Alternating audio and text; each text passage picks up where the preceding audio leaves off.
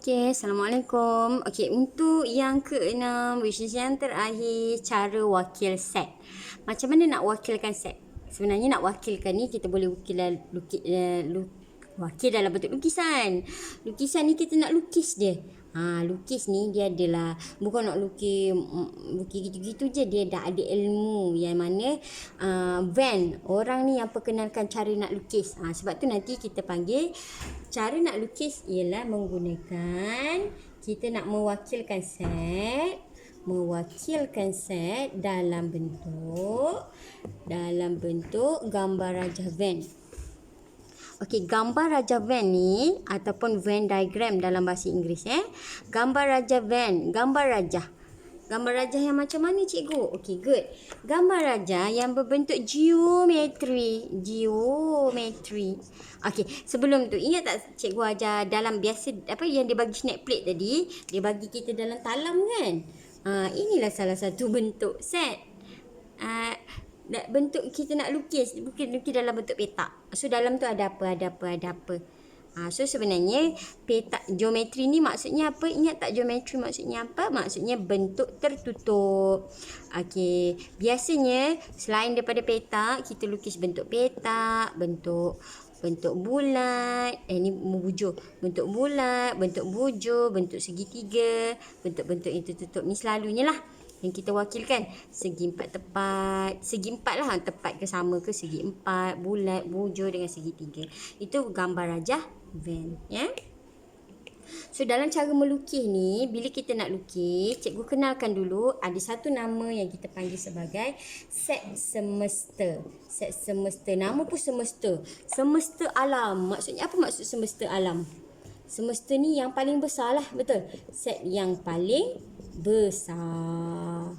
Yang mana set semesta ni sebenarnya adalah set yang mempunyai semua unsur yang dibincangkan.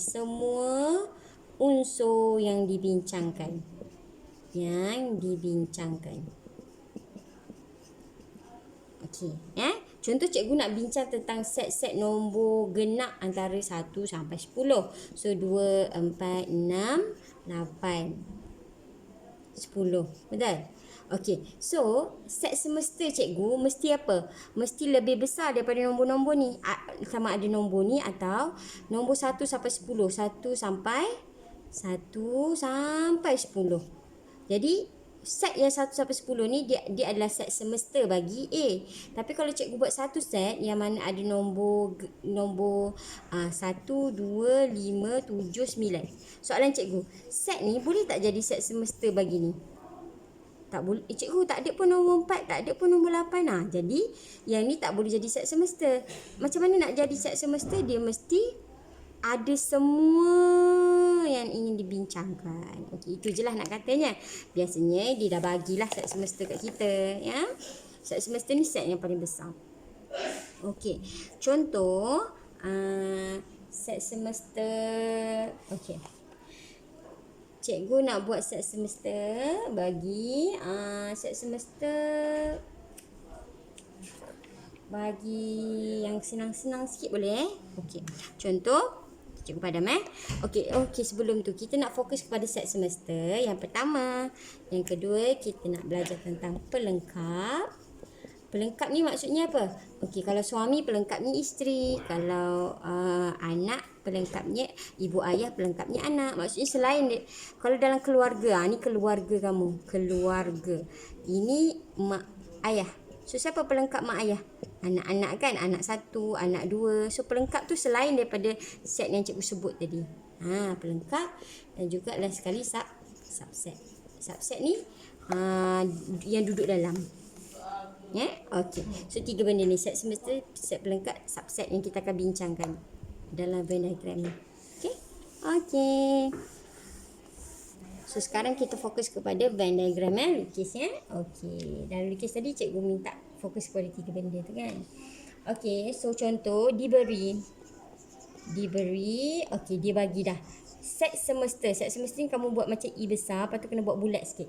Set semesta dalam tu ada X. Dalam tu ada X yang mana X itu ialah X.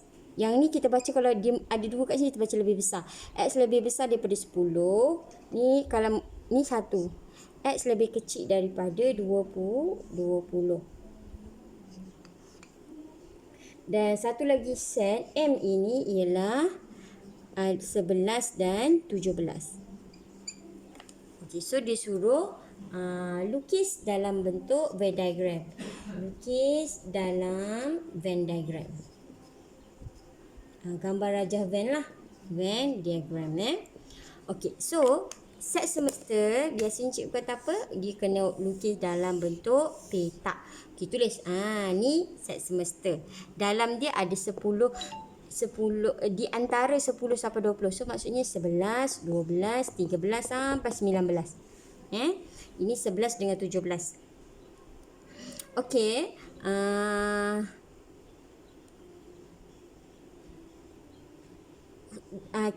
Kita ada M. Dan M tu, cara dia lukis yang kecil dulu. Set M ni, ni kamu kena buat ni. Buat titik 11. Nak bagi tahu unsur yang pertama 11, unsur seterusnya 17. Wajib tulis macam tu So M 11 17. So dalam E ada tak 11 17 ada kan? Okey, selain daripada tu dekat luar lah sebab dia bukan set M. Apa lagi nombor ada? 11 dah ada, 12, 13, 14, 15, 16, 17 dah ada, 18, 19. Tulis je kat mana-mana, janji kat dalam kotak ni lah. Boleh? Okey. So, yang ini set semester kita dan ini adalah set M kita. Boleh? Ni cara nak lukis. Boleh? Okey. So, ini cara lukis set semester. Okey, cikgu nak kenalkan terus yang kedua dan yang ketiga iaitu pelengkap. Pelengkap bagi set. Pelengkap bagi set ni, contoh set apa yang kita ada? M. So, pelengkap bagi set M. So, pelengkap bagi set M, simbol dia M prime. Ada koma kat atas ni. Koma ataupun macam tu. So, koma ni maksudnya pelengkap bagi. So, pelengkap bagi M. M adalah 11, 17. So, pelengkap bagi 11, 17, tutup dia 12, 13, 14, 15, 16, 18, 19. Itu pelengkap. Selain daripada M. Boleh? So, kamu boleh tulis, apakah pelengkap bagi set M? Pelengkap bagi set M. M prime ni maksudnya pelengkap bagi M ialah set 12, 13, 14, 15, 16, 18, 19. Which is selain daripada 11 dan 17. Boleh? Maksudnya yang ni. Ni. Selain daripada 11 dan 17. Boleh? Okey, yang ni. Kamu dah tahu set semester, kamu dah tahu pelengkap set. Yang terakhir ialah subset. Okey, apa itu subset? Subset ni, sub. Ingat pernah dengar tak? Okey, kalau kamu kenal kumpulan Korea banyak kan? Contoh kumpulan EXO ke? EXO Yang apa, dia ada 12 orang ke macam tu kan? Lepas tu dia ada nama subunit. Subunit tu yang EXO kat Mandarin. So M. So semua tu 12 orang. Cuma yang ni khas untuk Mandarin. Okey. Contoh dalam topik. Dalam topik integer besar, topik nombor nisbah. Nombor nisbah tu topik yang besar. Dalam tu kita belajar integer positif katakan. So, dalam integer positif ada integer. Lepas tu ada lagi nombor nisbah. So, integer ni adalah subtopik bagi topik nombor nisbah. Macam tu. So, kalau dia duduk dalam benda tu, kita panggil sub. Kalau ni set besar. So, yang duduk dalam tu namanya subset. So, M, apa hubungan dia dengan E? Hubungan. Apa hubungan dia dengan E? M adalah subset bagi E. Sebab dia duduk, set M tu ada dalam E. So, ini adalah simbol subset. Dibentuk C macam tu. Ni namanya subset. Ni sama ni subset. So, M adalah subset bagi E. Boleh? So, subset tu apa? Subset tu adalah setiap unsur bagi set B ialah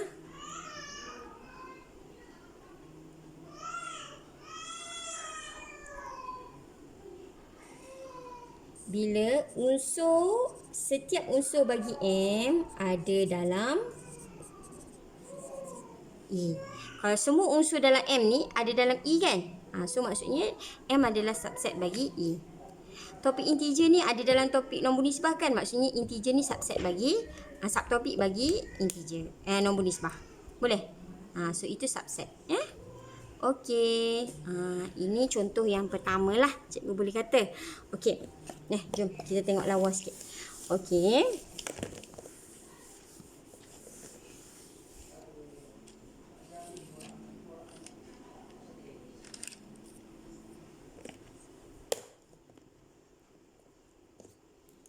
Contoh cikgu bagi A ialah X, yang mana X ialah nombor genap. Nombor genap. Dan X ini di antara 0 sampai 10. Tutup. Okey, B pula ialah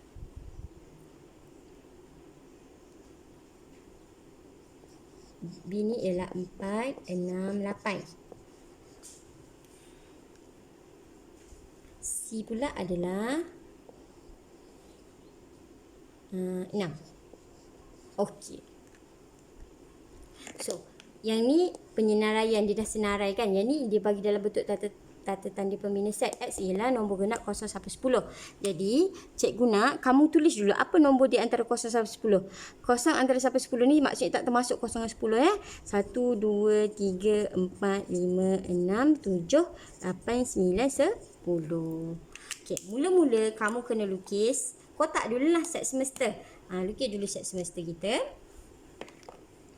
Okey, tengok apa yang paling kecil. Apa yang paling kecil? Apa yang paling kecil adalah nombor 6.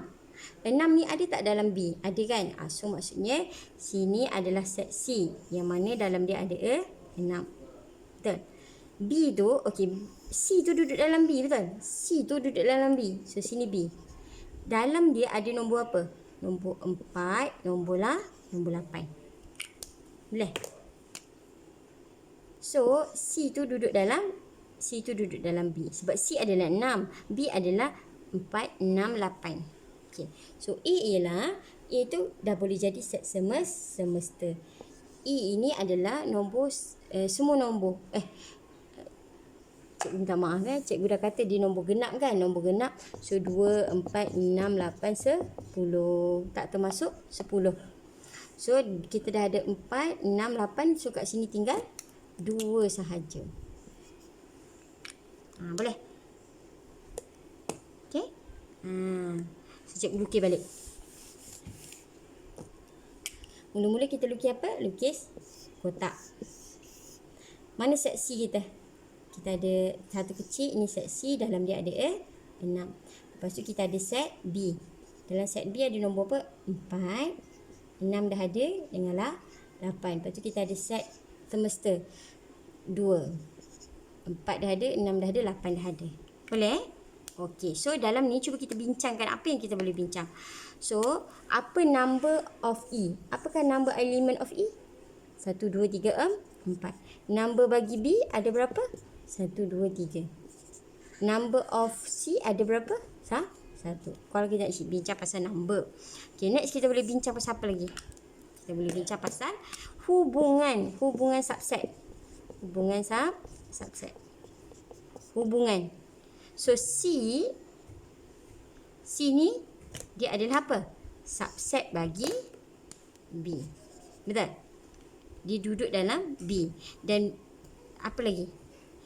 C dengan B ni juga adalah subset bagi E. Betul? C dengan B ni duduk dalam E. Kan? B adalah subset bagi E juga. Betul? C pun subset bagi E. Kalau cikgu nak antara hubungan C dengan E, C adalah subset bagi E. Hubungan B dengan E semester, B adalah subset bagi semester. Apakah hubungan C, B dan E? C adalah subset bagi B dan C dan B adalah subset bagi E. Boleh? Okay, betul tak kalau cikgu tulis macam ni? B adalah subset bagi C. Betul tak? Salah, sebab dalam B ada 4, 6, 8. Dalam C ada 6. Macam mana 4, 6, 8 duduk dalam C? Tak logik lah. So, siapa yang duduk depan ni, dia lebih kecil. Dia duduk dalam ni. Boleh? So, yang ni salah. Dia kena macam ni. Siapa yang kecil duduk dalam yang besar. Boleh? Okey, itu subset. Okey, next adalah apa yang kita boleh bincang. Okey, cikgu nak bincang tentang pelengkap. Pelengkap. Okey. Cikgu nak pelengkap bagi C. Siapa pelengkap bagi C? Maksudnya selain pada sini C kan? Tutup C. Siapa selain dia? Selain daripada 6 lah. Apa dia? 4, 8, 2. Ataupun 2, 4, 8. Kedudukan tak apa ya. So 2, 4, 8. Boleh?